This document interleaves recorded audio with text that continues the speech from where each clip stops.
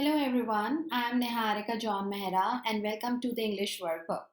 This is another set of idioms for all of you. जो कुछ funny idioms हमने पिछले वीडियो में देखे थे, सीखे थे, ये उसी का पार्ट 2 है. So make sure कि आप वो वीडियो भी जरूर देख लें. In case आपने नहीं देखा हो, I'm gonna leave a direct link over here somewhere and maybe in the description box. या आप playlist चेक कर सकते हो जहाँ पर मैंने idiom समझाए हैं.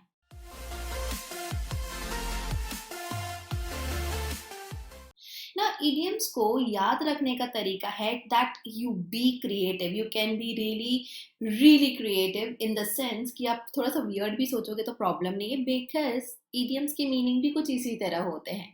उसे कहीं ना कहीं आप relate करो, कोई context अपने mind में create करो या अगर कुछ ऐसी घटना आपके खुद के साथ हुई है, you have that kind of experience जहाँ पर वो idiom fit बैठता है. After knowing the meaning, now you know, अरे ये तो मेरे साथ हुआ है. तो आप उससे रिलेट करो. You have to be imaginative and creative of course कि आप ये इडियम्स को अच्छी तरह सीख सको. नाउ फॉर दोस्त who are seeing me for the first time, अगर आप इंग्लिश से रिलेटेड और वीडियोस देखना चाहते हो, you want to learn more English, follow me, subscribe कर लें चैनल को, हिट द बेल आइकन और लाइक और शेयर करना ना भूलें इस वीडियो को. Let's get into the video now. So this time the first one is dead as a doornail.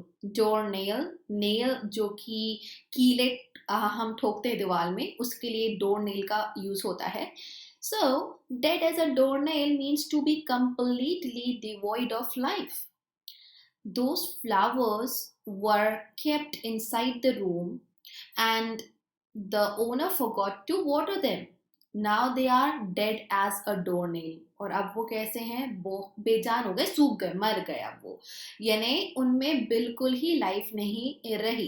For example एक पार्टी है, एक पार्टी बहुत ही ज्यादा बोरिंग, मतलब हद बोरिंग है, उसमें कुछ लाइवलीनेस ही नहीं है. बस सब लोग वहाँ पे एक एक जैसा म्यूजिक, रिपीटेड म्यूजिक, बहुत ही सैड टाइप का म्यूजिक सुने जा रहे हैं and all they are doing is drinking juice. तो it the party was actually like dead as a doornail. तो वो चीज होती है जहाँ पे ऑलमोस्ट लाइफ एक्टिविटी चली गई है. The next we have is cool as a cucumber. So cucumber is known for its property कि वो सामने वाले को जो कंज्यूम करता है उसको उसको कूल रखता है, ठंडक देता है, उसकी प्रॉपर्टी है. तो ऐसे ही आप याद कर सकते हो कि जब किसी को बोला जाता है he or she is cool as a cucumber, that means the person is calm and composed, especially under stress. In her interview, she was cool as a cucumber. Interview में अक्सर लोग प्रेशर फील करते हैं, stress feel करते हैं, nervous feel करते हैं, लेकिन वो तो काफी काम एंड कंपोज थी. सो आपके पास वो कॉन्टेक्स्ट होना चाहिए, ऐसा नहीं कि कुछ है ही नहीं.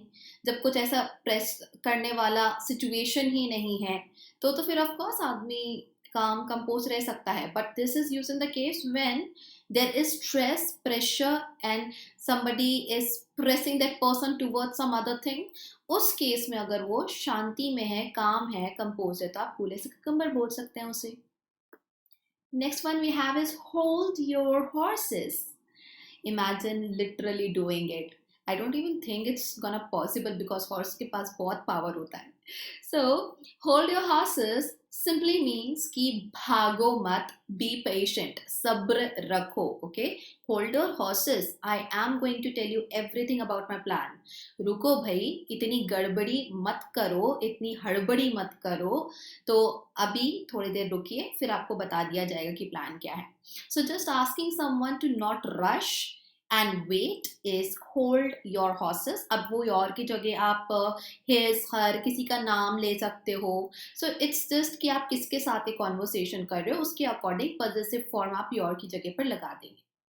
Now, before we go ahead, some announcements. August offers are now there for all of you. Bank exam category में अगर आप अन अकेडमी पर, yes I teach there और मैं इंग्लिश पढ़ाती हूँ बैंक एग्जाम के लिए, तो अगर आप ऑफर्स को अवेल करना चाहते हो अपने आप के लिए, you have these offers where you have 1 year पर 2 months extra, 2 year पर 4 months extra. CT प्रिपरेशन में SSC और बैंक का कॉम्बो है और RBI इंट्रोडक्टरी ऑफर इस रेगुलेटरी बॉडी जो नई कैटेगरी आई है जिसमें आप नाबार्ड एंड आरबीआई की तैयारी कर सकते हो, phase 2 specially, so that's gonna be there for all of you extra months on 1 year and 2 year subscription plan.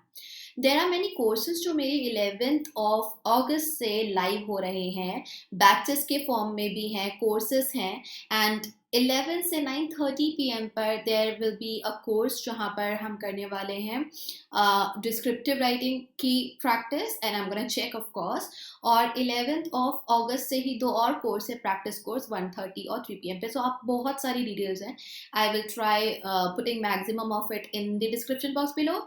As of now आपको सब्सक्रिप्शन लेना पड़ेगा, या अगर ऑलरेडी सब्सक्राइब करा हुआ है तो केवल एनरोल कर लो, otherwise take subscription, use code NJM10 और इससे आपको मैक्सिमम डिस्काउंट मिल जाएगा। उसके बाद वापस से एक और डिस्काउंट पाना है तो अपने क्रेडिट्स का यूज करना, जो आप अगर फ्री वीडियोस देखते हो तो आपको ऑटोमेटिकली मिल जाते हैं।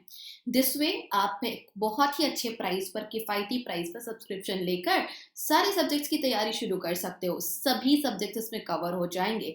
और अगर आप फ्री क्लासेस अटेंड करना चाहते हो तो डेली 6 PM में अनअकैडमी पर फ्री क्लासेस भी लेती हूँ। If you are following me on Unacademy, you will get to see special classes 6 PM की डेली जो रहती हैं, you can join me over there. Moving on to the next one, blue in the face. somebody is exhausted, बहुत ही ज्यादा drained out हो जाना, exhausted feel करना।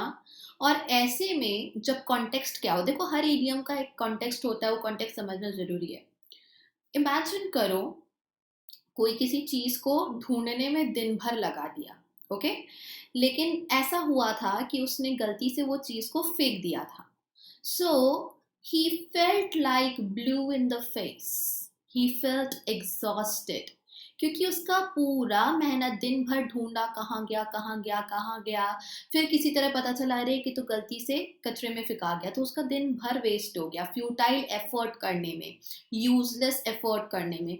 तब ब्लू इन द फेस का यूज होता है। And then we have throw the baby out of the bath water.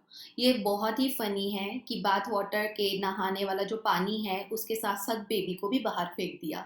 सो आप इसको सोच सकते हो कि बाथ वाटर तो वेस्ट वाटर है और बेबी इज सो प्रेशियस।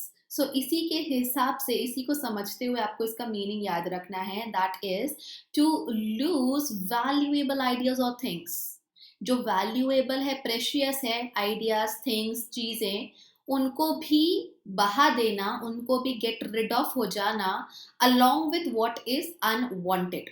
जो वांटेड नहीं है, जो अनवांटेड है, उसको तो फेंक रहे, उसको तो हटा रहे, लेकिन उसके हटाने के साथ साथ कभी ऐसा हो गया कि इंपॉर्टेंट चीज भी हट गई। I give you the best example, and I think किसी ना किसी के साथ तो ये हुआ ही होगा, या मैक्सिमम ऑफ अस जो है हमने एक्सपीरियंस करा होगा।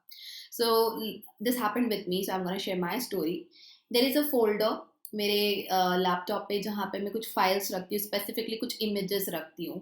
उन इमेजेस में से कुछ जो थी पुरानी हो गई थी, मेरे काम की नहीं थी, उसी के साथ साथ कुछ इम्पोर्टेंट डॉक्यूमेंट और इमेज थी।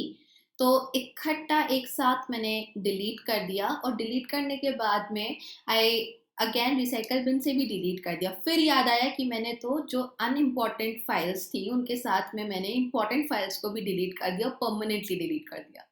So that is how I threw the baby out of the bathwater.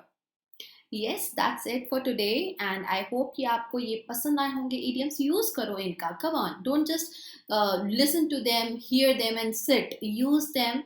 इससे आपकी spoken English भी अच्छी होगी और एग्जाम में तो काम आएगा ही। Like, share और subscribe करना ना भूलें। I'm gonna see you soon with another video. Till then, take care.